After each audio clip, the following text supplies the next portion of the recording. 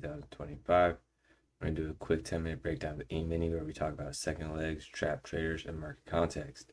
In this video, I'm going to do a short overview of yesterday's trading day because I missed it. I got caught up with a few things and it got pretty late at night. But nonetheless, let's get to the weekly chart and then the daily chart. So this was we had a pullback and a breakout. At one point in time, this was a big bull bar, but it ends up reversing. So it rallied and it sold off. And now the bears that shorted up here are getting a follow through with this bar, which is this week's bar, Monday, Tuesday. Daily chart on the right. This is kind of a double top. So you could say leg one, opposite bar. So leg one starts here to down here. Leg one, pull back, leg two. This big bear bar got follow through, but it's not the best follow through. It closed below its low, but there's a big tail. And that lets us know bulls were buying right here. So we'll see what happens over the weeks to come. So far, every single time we touched the EMA, it's led to a rally.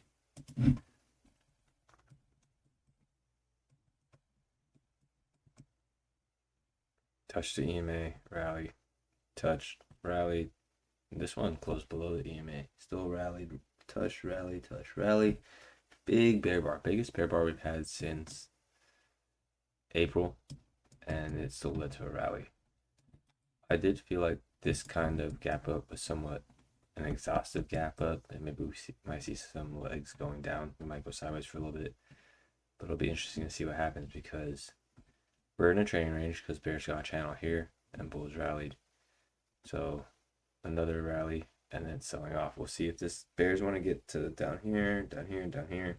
Bulls want this to just be a deep pullback and then another leg higher. We'll just go over yesterday's price action as a big quick overview. We have a gap up with three bear bars in a row. So these three bear bars strong enough to get a second leg. Bar 4 is a pullback, and then you can see that shorting it actually works. You can make a quick scalp. In terms of opposite bars, the first opposite bar is bar 8. Short bar 8 with a 1. I actually want to do this kind of study. You short bar 8 with a 1-to-1. Target the low here, target the high here, and then your stop goes right here. And you can see we make 1-to-1 very quickly. And then you do the same thing here. Nice rally.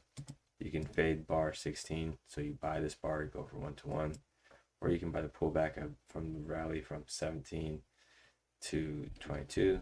You get filled on 24, you make 1 R on 25. Yesterday was a pretty good day to scalp, honestly.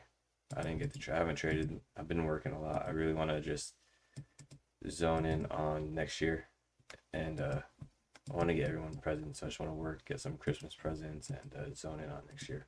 But anyways, look. So here, if you went for these three bars, you would get stopped out. Your stop is kind of on the EMA. So that's a bit of a skunk stop. I think 29, below 29 is a good stop. Or the real stop is below the bullet channel. But that's if the market starts to go against you, you can't let it actually stop you out. So you could have a tight stop or a wide stop, but you can't have it in the middle stop. I think, I can't remember what they call, like, what's the name, like roadkill or road something, a skunk stop. Al calls them skunk stops. Tight stop, you can have a wide stop, but don't have a skunk stop, which is like right in the middle of the price action. You're most likely to get tagged out on that. And then we kind of go sideways for the rest of the day. Got a double top. Here's a rally, and then 46 to 48 is a bear channel. So, and then obviously, and including this bear channel was met with a rally, so trading range behavior, tight trading range for the majority of the day. Big gap down. Bar 1 shows follow through, but it's tricky. You can see that bar 2 sold off a little bit and ended up being a bull bar. Big breakout bar 3. The two principles within the market, the first principles within the market are markets either breaking out or reversing. And then here is bar 3 is a reversal because there's a gap down. Bar 4 is follow through, creates a gap around the bar 1 high. That's resistance. Bar 5, 6, and 7. So from bars 2 to bar 7. That's 6 that's 6 bull bars in a row. Trying to get second leg up. You could definitely buy the close on 8, target 1R or target the EMA. You see that they got 3 legs up. So bulls did, leg 1, pull back leg 2, pull back leg 3 into the EMA, double top, and it starts to sell off. So leg 1, pull back leg 2. The minimum objective would be 1 tick below bar 2. Let's see if it actually happened. Oh yeah, there it is. Bar 63 went 1 tick below bar 2. So there's your big leg 1, pull back leg 2. Let's see where this pullback channel starts up there. Wow, look at that. 50% pullback was that. So it worked. Bulls bought up here. They were trapped. Buy more lower. This middle price, 50% pullback, is their break even attempt.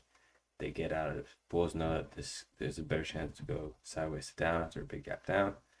And bulls sell out. They avoid a loss, the same place where they avoid a loss. Bears are getting short, adding to their winning position from yesterday.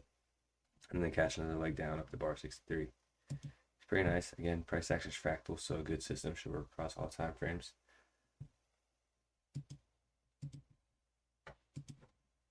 $15 to $18. Trying to get a second leg down. And then just how I described the 50% pullback, bulls get trapped at the EMA, try to front run the breakout, it sells off. They start to buy right here, the 18 low. Look at the 19 high, 50% pullback. 23 low goes 1 tick below the swing low of 18. So here's your leg 1, leg 2. Exact same trade. Leg 1, pull back, leg 2. Leg 1, pull back, leg 2. Price action is fractal. So it's very important you start to understand that concept, and you can use the same system across different lengths, or not lengths, what's the right word? Time frames is one word, but what I'm trying to say is, like, this is a scalp, and so this was a scalp, and this was a swing, but both have the same context, both have the same pullback levels. Definitely a wider stop for the swing, but you guys see what I'm trying to get at. That's why it's important that we have a repeatable system based around first principles. Sells off, 3 legs down. Leg 1, pull back leg 2, pull back leg 3. We start to go sideways. This entire structure already did get 3 legs up. Remember, leg 1, pull back leg 2, pull back leg 3. So if you're trying to buy this 50% pullback, you're buying against the momentum of the gap down and we're below the EMA. So bear regime. 2-legged pullback. Second leg trap for the bulls. Bulls again try and buy this. Immediately sells off. The bulls that buy here buy more lower. They get out on bar 29. And you can make a quick scalp on the 30 tail, or you can hold for a swing down 30 to 35 below. This entire channel trying to get its second leg down. And then voila, you guys can see it. System worked. Bulls buy up here. The bulls buy the 29 high, thinking it's a reversal. Sells off. They buy more lower, right around the bar 2 high, looking to make a quick scalp or get out break even. They do that. Sells off for another 3 legs down.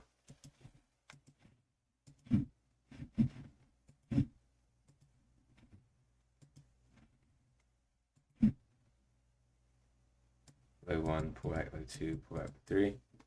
Or you could even count leg 1, pull back leg 2, pull back leg 3. Just trying to get a second leg down. Leg 1, pull back leg 2, pull back leg 3. Right into the swing low of the day. And then we go sideways. Big down, big up. Bulls, leg 1, pull back leg 2, pull back leg 3. Testing the breakout point right here. That leads to 2 to 3 legs down for the bears. Leg 1, pull back leg 2. The 61 tail, pull back leg 3. Double bottom, bears that got trapped down here. See the market coming back, they buy back shorts, and that causes 2 to 3 legs up. Leg 1, pull back leg 2, pull back leg 3. That's about 10 minutes, guys. Appreciate your time. Again, I apologize for missing yesterday's video. I won't let it happen again. Thank you for your time, everyone. Talk to you tomorrow. Bye.